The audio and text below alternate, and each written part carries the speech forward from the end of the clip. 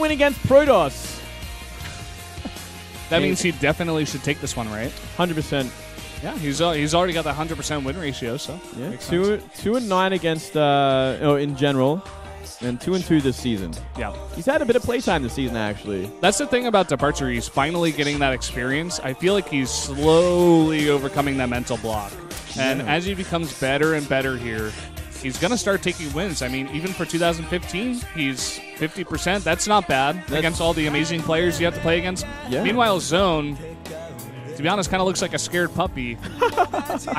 He did decently well in the qualifiers, but of course that's a different kind of place. You know, you're not on TV or on stream, maybe. He did, unfortunately, get on stream against Hero and got wrecked twice, but...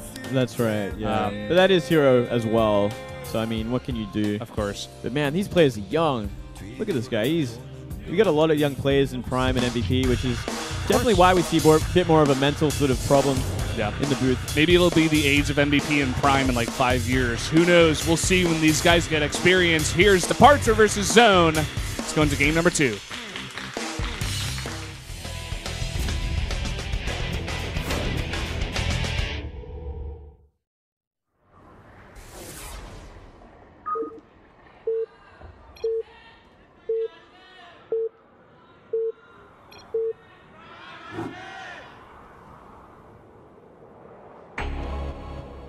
Up here in the top left in the teal for MVP, it is DeParture.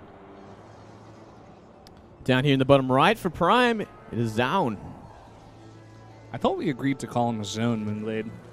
I thought we did that. Did we? I think we did. It's okay, you can call him Zoun. I'm just kidding. You're going to call him Zoun, I'll call him Zoun? We can do that. No, it'd be a little bit confusing, but...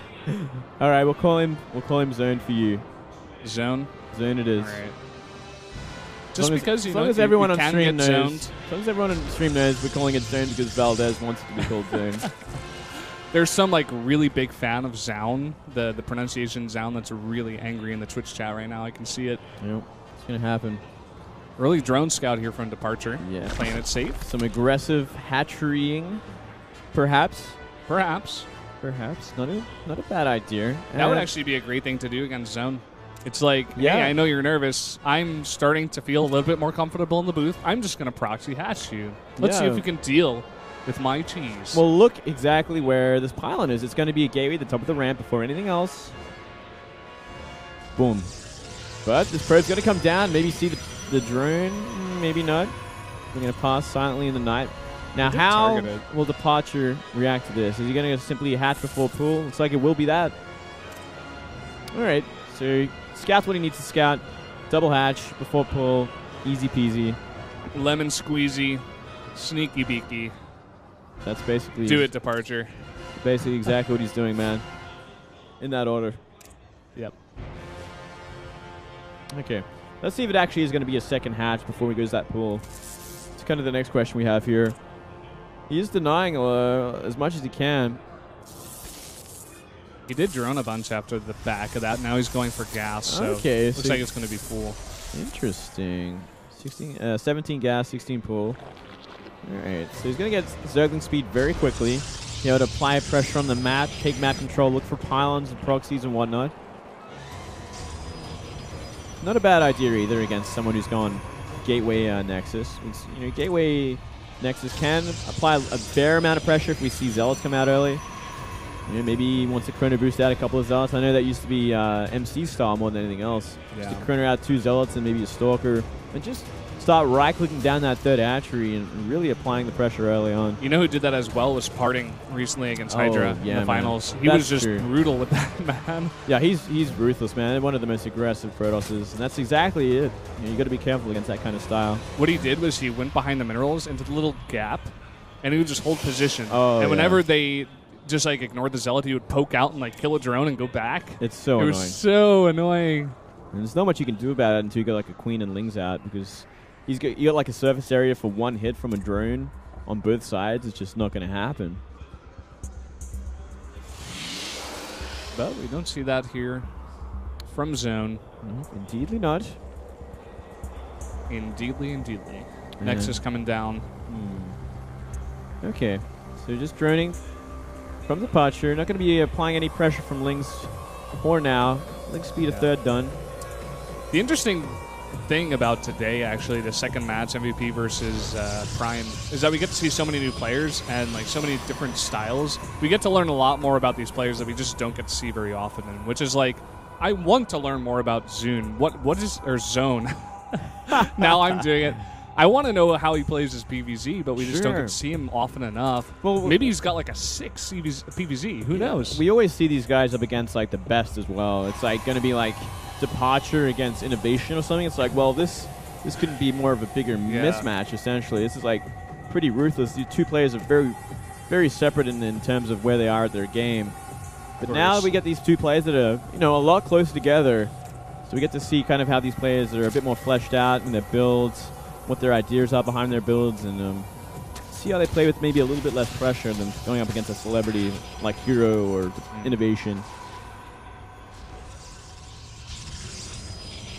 First Overlord coming in. He's going to see Robotics and an extra gate. Already scouted the front. Saw the other gate. No Forge yet. I wonder if there's going to be a sentry drop. Does have the gas for it as well. Nice call, Moonglade. Thanks, man. You're on top of this, Moonglade. Oh my god. I try. Whoa. I try, man. Coming back for another pass with another Overlord. He's going to see it. Going to see it. Drops Forge now. So it's going to be like, I think it's going to be Warp Prism drop with sentries into, delayed third base with +1. Just, delaying it a bit further. Doesn't actually get to see the Warp Prism come out. But a pretty safe bet. Especially with that Forge being so late. Here it goes. Interesting. We aren't seeing actually anything in this Warp Prism. So maybe he's just going to be applying pressure on the map with a threat of a drop. And instead, going to be simply going for a third base. Could be. Could also warp it in outside on the low ground and then put him up. Let's see where he's going exactly. And a lot of links come out just in time. Yeah, well, this is going to be totally shut down. Not going to do much at all. Hydralisk Den on the way here for DeParture, in fact. But on the other side of things, Zoun immediately going for Colossi. He's going to be happy with that scout. Yeah, definitely a scout that he wanted. Kind of just getting a scout off with this Warp Prism. You know what the funny thing about Warp Prism is that observers, they have detection, right? But they're 100 gas. Or not 100 gas, it's like 75 gas. And they're really, really slow. Sure. Warp Prisms, it's only minerals. You can go fly around the base. They're pretty sturdy nowadays. I think they got buffed. And, you can get a decent scout and just pretty much see everything.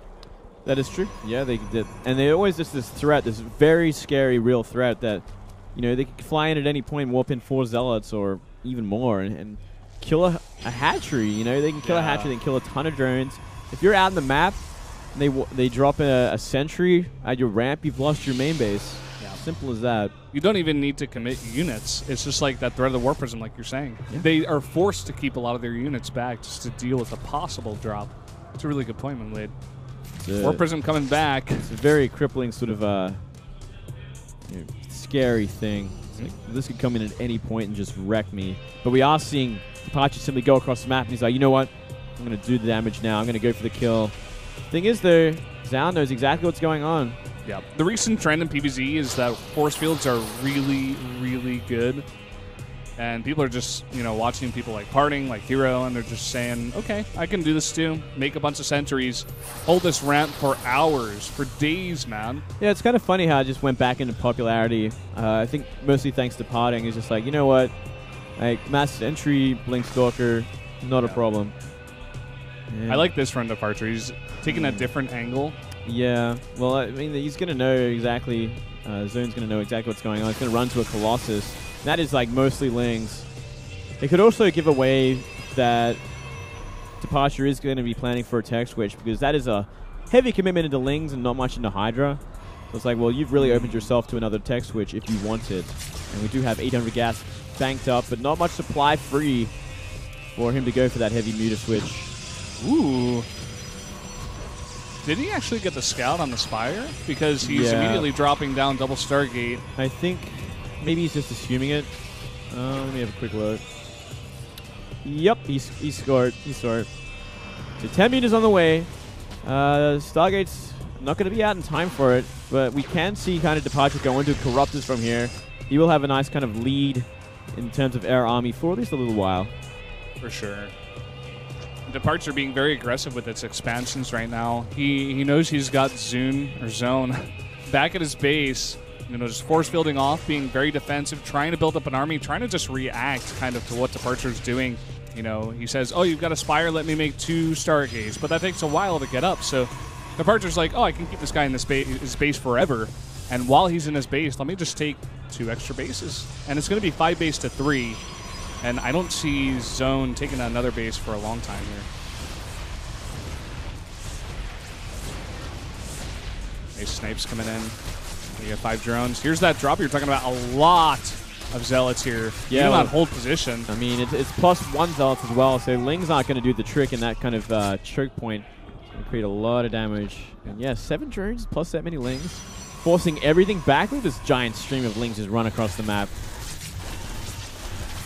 Oh man, he's got no units here. It's just that one Queen trying to defend, and now he's bringing back all of his Lings and all of his mutas.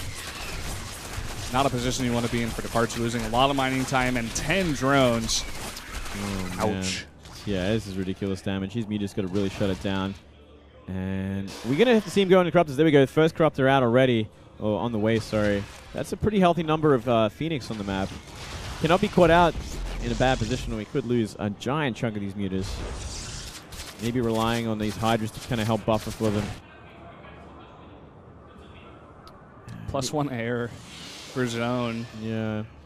Do we see a fleet beacon yet? I don't think so. No. Oh yeah, fleet beacon on the way. Yeah. Oh, fleet beacon done. Sorry. And we are seeing a nice engagement here.